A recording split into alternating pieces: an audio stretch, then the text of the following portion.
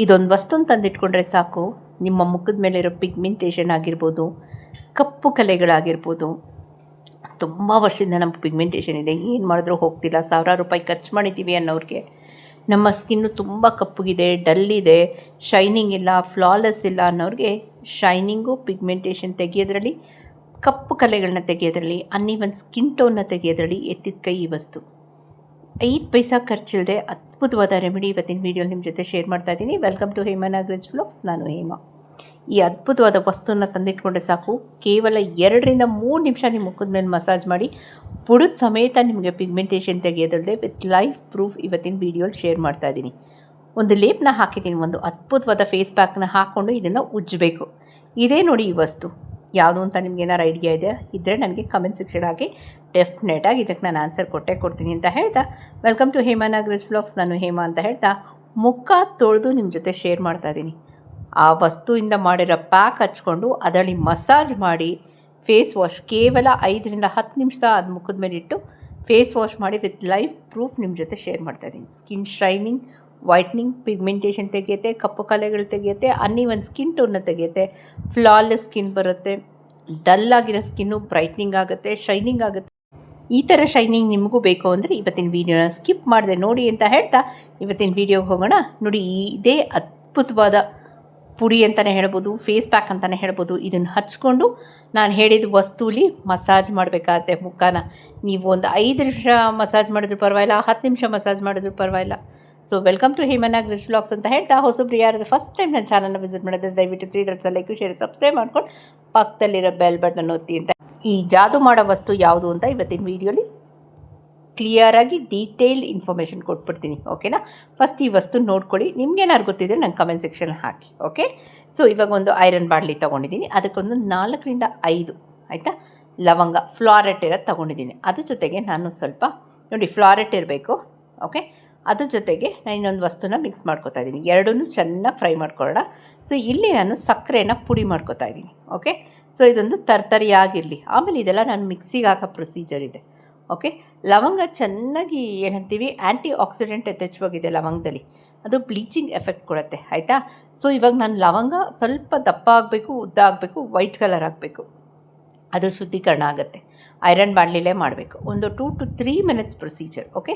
ಈಗ ಅದು ಚೆನ್ನಾಗದು ಬೆಳ್ಳಕ್ಕಾಗಿದೆ, ದಪ್ಪ ಮತ್ತು ಉದ್ದಾಗಿದೆ. ಈಗ ನಾನು ಅದನ್ನು ಒಂದು ಪ್ಲೇಟ್ಗೆ ಟ್ರಾನ್ಸ್ಫರ್ ಮಾಡಿಕೊಂಡು ಇಲ್ಲಿ ಒಂದು ಹೂವನ್ನ ತೊಗೊಂಬಂದು ಒಣಗಿಸಿದ್ದೀನಿ. ಯಾಕಂದರೆ ವಿಟಮಿನ್ ಡಿ ಬೇಕು ಸ್ಕಿನ್ ಗ್ಲೋಯಿಂಗ್ಗೆ, ಆಯಿತಾ. ಅದೊಂದು 2-3 ದಿನ ಒಣಗಿಸಿದ್ದೀನಿ ಜೋರು ಬಿಸಿಲಲ್ಲಿ, ಓಕೆ. ಅದು ಹೇಳ್ತೀನಿ ಯಾವ ಹೂವು ಅಂತ ನಿಮ್ಮ ಜೊತೆ ಶೇರ್ ಮಾಡ್ತೀನಿ. ಇಲ್ಲಿ ನಾನು ತಾವರೆ ತೊಗೊಂಡಿದ್ದೀನಿ. ತಾವರೆ ನಿಮಗೆಲ್ಲ ಅವೈಲಬಲ್ ಇದೆ, 10 ರೂಪಾಯಿಗೆಲ್ಲ ಸಿಕ್ಬಿಡುತ್ತೆ, ಆಯಿತಾ. ಅದನ್ನು ಚೆನ್ನಾಗಿ ಬಿಸಿಲಲ್ಲಿ ಒಣಗಿಸಿದ್ದೀನಿ, ಓಕೆ. ಸೊ ವಿಟಮಿನ್ ಡಿ ಇದ್ರೇ ನಮ್ಮ ಸ್ಕಿನ್ಗಾಗಿರ್ಬೋದು, ಹೇರ್ಗಾಗಿರ್ಬೋದು ಅದು ರಾಮಬಾಣ ಅಂತಲೇ ಹೇಳ್ತೀನಿ, ಓಕೆ. ಇದನ್ನು ಬಿಸಿಲಲ್ಲಿ ಹೆಂಗೋ ಒಣಗಿಸ್ಕೊಂಡಿದ್ದೀನಿ 1-2 ದಿನ. ಚೆನ್ನಾಗಿ ಇದನ್ನು ಗರ್ಗರಿಯಾಗಿ ಒಣಗಿಸ್ಕೊಂಡು ಈಗ ಒಂದು 2 ನಿಮಿಷ ಇದನ್ನು ಡ್ರೈ ರೋಸ್ಟ್ ಮಾಡ್ಕೊತಾ ಇದ್ದೀನಿ. ಯಾಕೆಂದರೆ ಮಿಕ್ಸಿಲಿ ಸ್ವಲ್ಪ ಬಿಸಿ ಮಾಡ್ಕೊಂಡಾಗ ಮಿಕ್ಸಿಲಿ ನಮಗೆ ಈಸಿಯಾಗಿ ಪೌಡರ್ ಫಾರ್ಮಲ್ಲಿ ಬರುತ್ತೆ. ಸೊ ಮತ್ತೆ ರಿಪೀಟ್ ಮಾಡ್ತಾ ಇದ್ದೀನಿ, ಲವಂಗ ತೊಗೊಂಡಿದ್ದೀನಿ, ಆ್ಯಂಟಿ ಆಕ್ಸಿಡೆಂಟ್ ಯಥೇಚ್ಛವಾಗಿದೆ, ಬ್ಲೀಚಿಂಗ್ ಮಾಡುತ್ತೆ, ಪಿಗ್ಮೆಂಟೇಷನ್ ತೆಗೆಯುತ್ತೆ, ಕಪ್ಪು ಕಲೆಗಳನ್ನ ತೆಗೆಯುತ್ತೆ, ಸ್ಕಿನ್ ಗ್ಲೋಯಿಂಗ್ ಕೊಡುತ್ತೆ, ವೈಟ್ನಿಂಗ್ ಕೊಡುತ್ತೆ. ಫೈನ್. ನೆಕ್ಸ್ಟ್ ಇದು ಡ್ರೈ ರೋಸ್ಟ್ ಮಾಡಿಕೊಂಡು ಇದನ್ನೆಲ್ಲ ಮಿಕ್ಸಿ ಜಾರ್ಗೆ ಹಾಕೋತಾ ಇದ್ದೀನಿ. ಇದ್ರ ಜೊತೆಗೆ ಸಕ್ಕರೆ ಹಾಕಿದ್ದೀನಿ, ಯಾಕೆಂದರೆ ನಮ್ಮ ಮುಖದಲ್ಲಿರೋ ಡೆಡ್ ಸ್ಕಿನ್ಸ್ ಬರಲಿ ಆಚೆ, ಆವಾಗ ನಮಗೆ ಇಮ್ಮಿಡಿಯೇಟಾಗಿ ಎಫೆಕ್ಟ್ ಬರುತ್ತೆ, ಇಮ್ಮಿಡಿಯೇಟಾಗಿ ಗ್ಲೋ ಬರುತ್ತೆ. ಇಲ್ಲಿ ಲವಂಗ ಮತ್ತು ಸಕ್ಕರೆ ಮತ್ತು ತಾವರೆ ಹೂವು ಇದಿಷ್ಟನ್ನು ನಾನು ಡ್ರೈ ರೋಸ್ಟ್ ಮಾಡ್ಕೊಂಡಿರೋದನ್ನ ನಾನು ತರ್ತರಿಯಾಗಿ ಪೌಡ್ರ್ ಮಾಡ್ಕೊತಾ ಇದ್ದೀನಿ.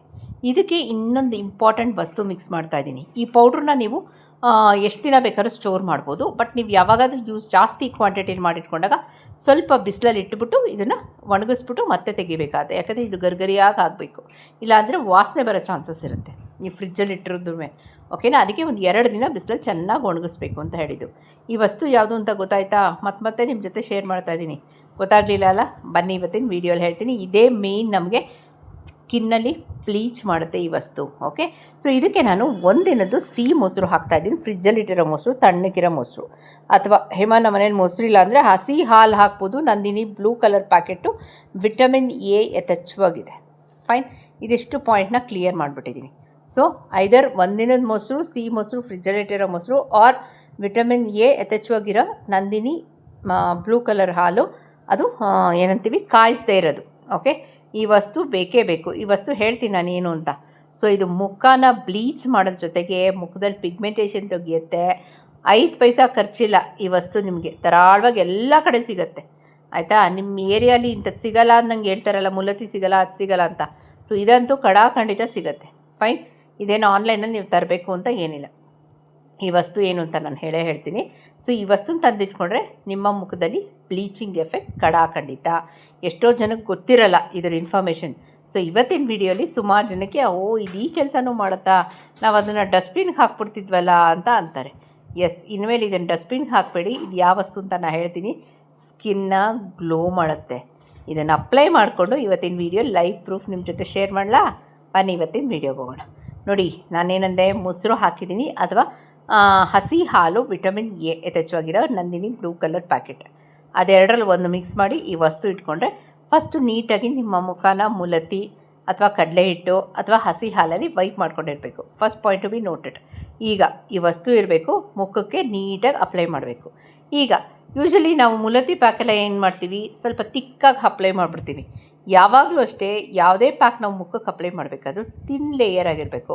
ಮುಲತಿನೂ ಅಷ್ಟೇ. ನನ್ನ ವೀಡಿಯೋಸಲ್ಲಿ ಯಾವುದೂ ನಾನು ತಿಕ್ ಪ್ಯಾಕ್ ಹಾಕಿಲ್ಲ, ಆಯಿತಾ. ನೋಡಿ, ಈ ಪ್ಯಾಕ್ನ ಸ್ವಲ್ಪ ಗಮನ ಕೊಟ್ಟು ನೋಡಿ ಫ್ರೆಂಡ್ಸ್, ಯಾವ ರೀತಿ ಅಪ್ಲೈ ಮಾಡ್ತಾಯಿದ್ದೀನಿ ಅಂತ. ಅದು ತುಂಬ ಇಂಪಾರ್ಟೆಂಟ್ ಆಗುತ್ತೆ, ಆಯಿತಾ. ಸ್ಕಿನ್ನು ಉಸಿರಾಡಬೇಕು, ಬ್ರೀತ್ ಮಾಡಬೇಕು, ಸೆಲ್ಸು ಆ್ಯಕ್ಟಿವೇಟ್ ಆಗಬೇಕು. ಆವಾಗಲೇ ನಮಗೆ ಗ್ಲೋ ಬರೋದು, ಶೈನಿಂಗ್ ಬರೋದು. ತಿಕ್ಕಾಗಿ ಚಪಾತಿ ಹಿಟ್ಟಿನ ಥರ ನಾವು ಪ್ಯಾಕ್ ಹಾಕ್ಬಿಟ್ರೆ ಹೆಂಗೆ ಅದು ಬ್ರೀದ್ ಆಗುತ್ತೆ ಹೇಳಿ? ಆಕ್ಸಿಜನ್ ಹೆಂಗೆ ಇಂಟೇಕ್ ಎಲ್ಲ ಆಗೋದು ಅಲ್ವಾ? ಸೊ ತೆಳ್ಳಕ್ಕಿರೋ ಪ್ಯಾಕ್ ಹಾಕ್ಕೊಳ್ಳಿ. ಈಗ ನಿಮಗೊಂದು ಶೈನಿಂಗ್ ಕಾಣ್ತಿರ್ಬೋದಲ್ವಾ? ಈ ಶೈನಿಂಗು 4-5 ಪಟ್ಟು ಜಾಸ್ತಿ ಆಗುತ್ತೆ ಕೇವಲ 10 ನಿಮಿಷದಲ್ಲಿ.